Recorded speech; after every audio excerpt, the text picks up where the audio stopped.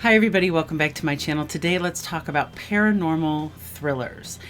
So paranormal thriller was the second subgenre that I pulled out of my subgenre bowl, the first being sci-fi romance. So paranormal thriller was a bit of a relief because I read thrillers all the time. I think that thriller is one of those genres that I just enjoy a whole spectrum of kinds and categories of them. I don't peruse online or bookstores specifically for paranormal thrillers. I just look for thrillers that are interesting. Now, your most popular paranormal thrillers probably have something to do with ghosts, psychics, or something like telekinesis. So Firestarter, for example, is or could be considered a paranormal thriller. So I've mentioned it before in my other videos, but paranormal to me is not supernatural. Things that fall into the category of supernatural would be vampires, werewolves, angels, God, etc. So for this project, I picked out Home Before Dark by Riley Sager, excuse the ugly price tag, A Secondhand Life by Pamela Crane, and The Forgotten Bones by Vivian Bars. Now, how did I choose these books? In each of these instances, I already owned these books. I didn't have to go out and spend money on any of these in order to get them read. So Home Before Dark was an anticipated release. It was my June book of the month pick. That one was simple. The Forgotten Bones I had purchased at some point in ebook format, probably for a really great price. So I found that one and read it. And then The Secondhand Life was something, just a used book that I bought at one point that sounded great as far as the premise was concerned. And it was the last book that I read, and I was really not struggling, but really trying at that point to go through my shelves and find something that could be considered a paranormal thriller. And then I thought, Secondhand Life. I'm actually going to talk about Home Before Dark last, even though it was the first book that I read, because I do plan on spoiling it. And it's probably, of these three books, the one that you would least want to be spoiled. So I want to give you guys a chance to watch as much of the video as you're interested in before I run you off with spoilers. So the second book that I read was The Forgotten Bones by Vivian Bars. Now this book is a ghost story. It involves a small town police officer named Susan, and she's called to the scene of a car accident one evening, and where a man and his girlfriend has hit a telephone pole. The man claims to have seen a young boy in overalls, swerved to avoid hitting him, and then hit the telephone pole. What then happens is, while they're clearing the wreckage, they uncover the remains of a young boy. And it immediately sparks Susan's interest in what could have happened to this child, how long the remains have been there, and what the mystery is surrounding those. Meanwhile, we have Eric, who is down on his luck. His wife has had an affair with his best friend. He's in this small town trying to escape all that crummy stuff about his life. And one day, a small boy appears to him in less than perfect shape. He's kind of decomposed a bit. At first, Eric is blowing that off. He's schizophrenic, and even if he's taking his medication, I mean, what would he immediately assume? He would immediately assume that this is a symptom of his disease, not necessarily the ghost of a small boy trying to get his attention. So obviously the paranormal aspect of this story is the ghosts, and it raises an interesting question. Would paranormal entities be more successful communicating with somebody that maybe suffers from schizophrenia or autism or any neurodivergent condition that science basically admits makes the brain work in a different way? I liked The Forgotten Bones. These are thriller books, so I definitely feel comfortable rating them, unlike maybe sci-fi romance. But I definitely like The Forgotten Bones, but I would probably give it about 3 stars. There were just things in this book that I feel like didn't need to be there. I felt like it's rare that I would say we get to know our characters too well, but I think sometimes we get to know our characters too well. Things about Eric's backstory and sort of contrived circumstances that we learn a lot about in order to facilitate plot development. I felt like that kind of stuff was unnecessary. I mean, these are just small execution problems, but things that did make me stop enjoying the story for a moment and ask myself if whether or not they needed to be included. There were a couple of points in this book that were, I don't know if creepy is the right word, but they were affecting from the paranormal standpoint. Some of the imagery for the different appearances being made to Eric, decomposition, and I mean, that stuff was gross and creepy and definitely affecting for sure. There are a couple of twists in this book that I admit I did not see coming, one of which I was really kind of giddy about. And yet it also leads to sort of this romance that I think is a little bit unnecessary.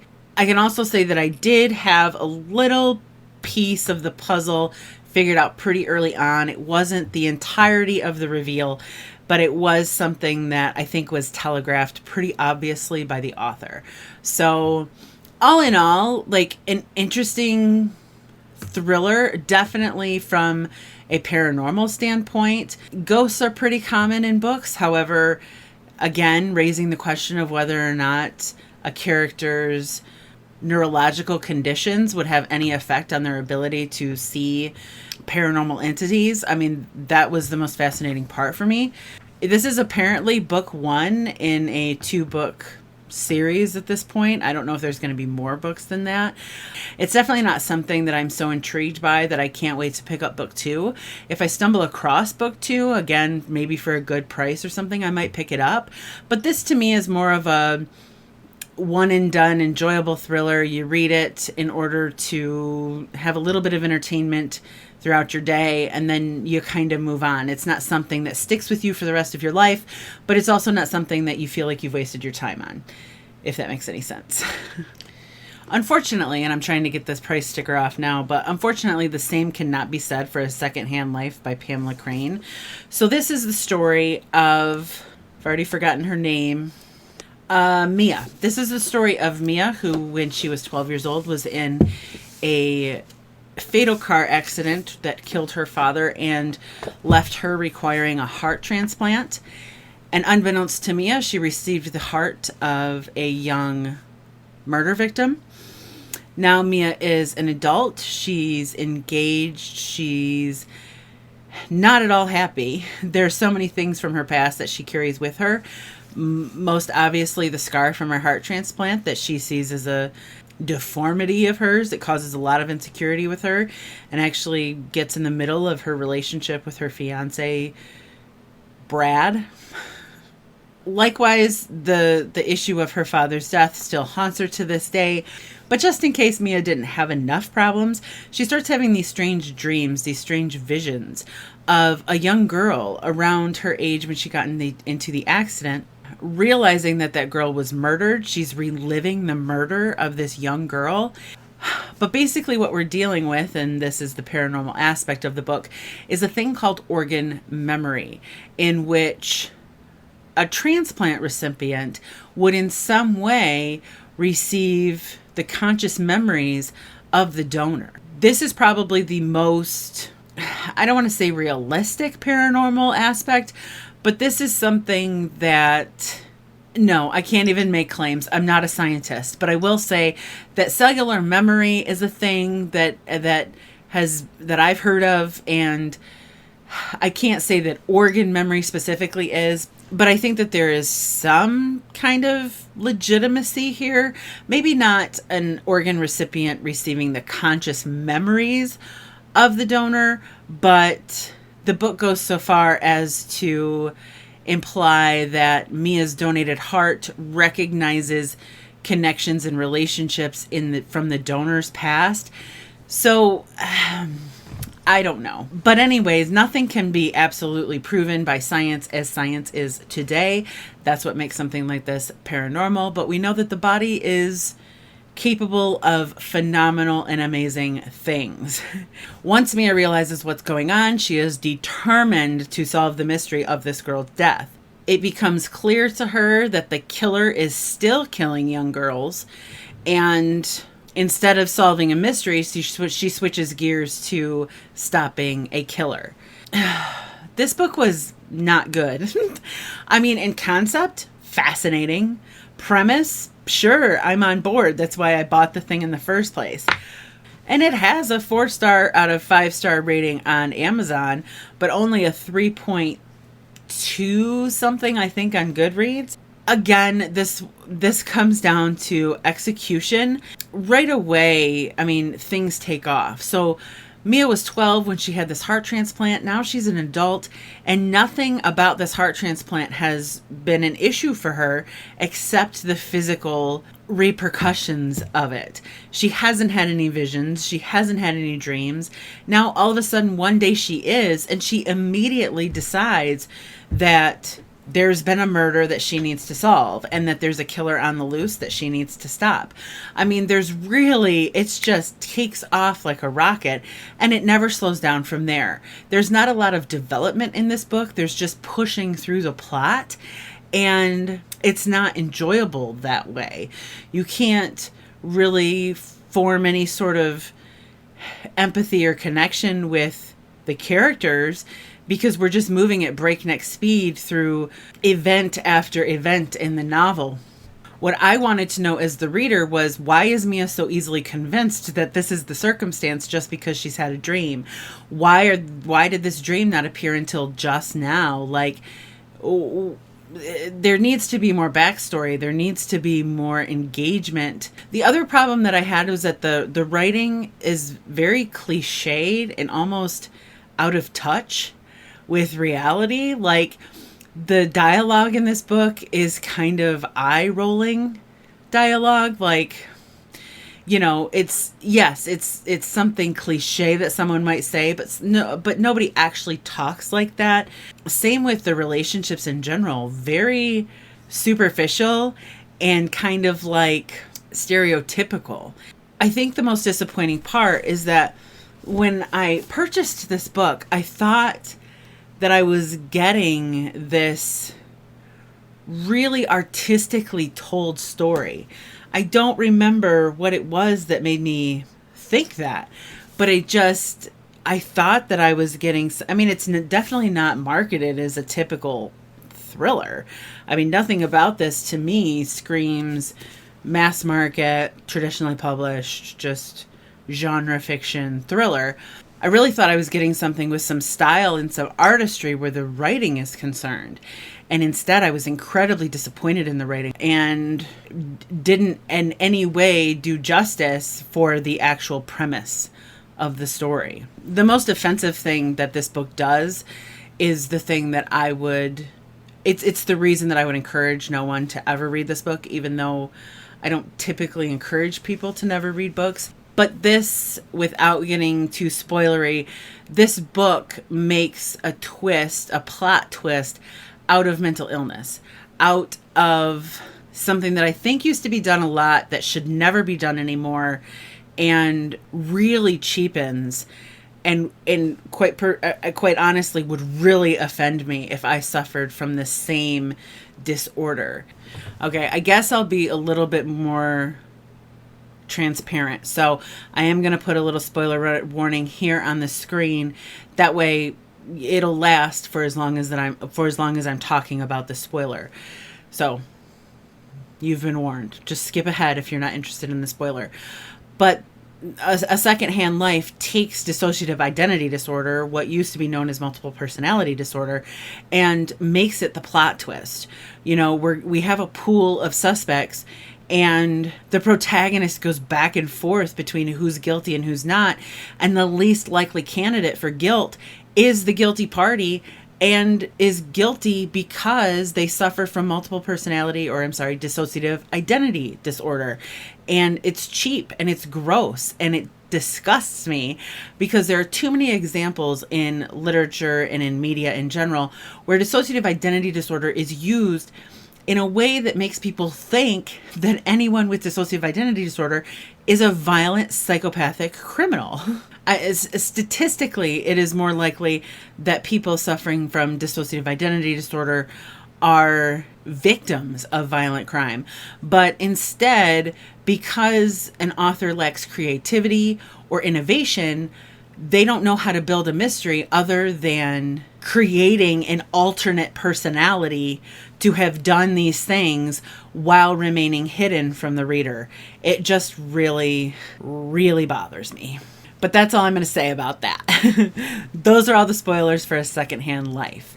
Probably going with 2 stars, but Secondhand Life is readable. It's a toss-up whether you'll enjoy it or not. And like I said, I mean, the premise is there. Just the writing is not.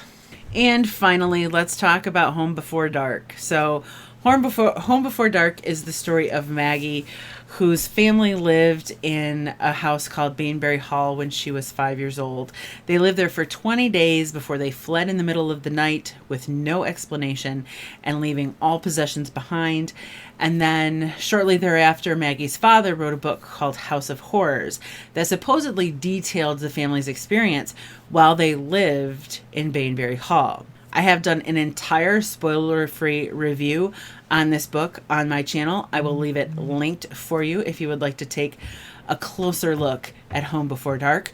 But for the most part, I'm going to talk about the book as it relates to this paranormal thriller project. And again, this one will include spoilers. So Home Before Dark alternates chapters between Maggie's father's book, House of Horrors, and Maggie's life as she is living it. Maggie doesn't believe that the house is haunted. She doesn't believe that her father's book is true. As far as paranormal goes, this is one of those books that you don't know. I mean, you don't know if it is a paranormal thriller or if it's not. And if it hints that it's a paranormal thriller, is it a paranormal thriller once it's all said and done? It's difficult to classify, right? You know, if the reader spends the majority of the time considering this a paranormal thriller, then maybe it should just be classified as paranormal thriller, regardless of what the outcome is. And you don't know the outcome in Home Before Dark until the end. So I'm not sorry. I'm not sorry that I read it as a paranormal thriller, even though I had no idea going into it if the payoff was going to be paranormal or not. And here's where the spoilers come in. So just either proceed with caution or jump ship now and go check out my spoiler-free review. But Home Before Dark is not a paranormal thriller. Or is it? Like, it can't even decide. And the reason I say that is because by the end, you know that all of the reasons that you suspected it was paranormal, that you suspected the house was haunted, were not true. So at that point, that's a bummer. It's not paranormal. But then there's one last scene in the book where this character, who is a self-proclaimed skeptic of all things paranormal, decides that she sees the spirit of one of the young victims that died in the house. So you're just like, wow. So yes, I guess that this is a paranormal thriller, even though the whole reason that we think it is not true. I didn't like this. I didn't like this feeling. I didn't like reading half of a book that turned out to be useless. There are things about the chapters from House of Horrors that are relevant to the story, but they're not the things that you think they are. So after reading the book, I picked up the necessary details I was supposed to pick up, but they definitely weren't the things that I was focusing on while I was reading. I was focusing on a story that was taking me to an otherworldly place, to a paranormal place, which is kind of where I wanted the book to go, not going to lie. It didn't go there. I've been told that Home Before Dark is very similar to Lock Every Door, where Riley Sager deploys similar methods to make the reader question whether or not it is a book that would qualify as paranormal. I'm completely uninterested in playing that game. And I think that there are a couple of other authors that do that. I don't want to go so far as to say it's a trend at the moment, because I'm not sure that it is. But rest assured that Home Before Dark aside, if there's anybody listening out there author-wise, like, I would much rather read a paranormal thriller than read a book that makes me believe that it is, only to slap me in the face with it being not. The further I get away from Home Before Dark, the madder I am at it. I think that those couple of things that, you know, salvaged the story in the end for me and helped me go easy on the book, those are fading. The memory of those things are fading. And so I'm a lot madder about the book than I was before. I wanted it to be something that it didn't turn out to be. And I don't know how I feel about ghosts and spirits, etc. I mean, I don't have any personal experiences to draw from, so I can only listen to other people's experiences. So I don't know. I haven't formulated a conclusion about it. I prefer science to weigh in on these things.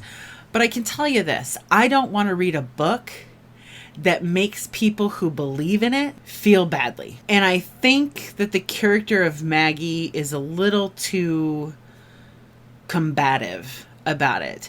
And when she's proven right, I don't know, it just doesn't leave a good feeling. It just doesn't leave a good taste in my mouth. You know, it would be different if Maggie fully believed that the house was haunted and was proven wrong. It's not such a slap in the face. I don't know. And I don't know if that makes any sense to anybody else at all. But overall, my feelings about Paranormal Thriller, I haven't changed. I mean, and I wouldn't expect them to. There's going to be times when I draw subgenres out of this jar that are subgenres that I read all of the time. And it's just a good excuse for me to get to sit and relax for a month and read books that I would normally read. So I wasn't expecting any huge revelations about what I think of Paranormal Thriller or how I feel about Paranormal Thriller. Nothing has changed. It's definitely not the most prevalent kind of thriller that I read. And I think that there's a very blurry line between paranormal thriller and a horror novel. And I'm not sure where that line is. I wouldn't say that any of these are horror.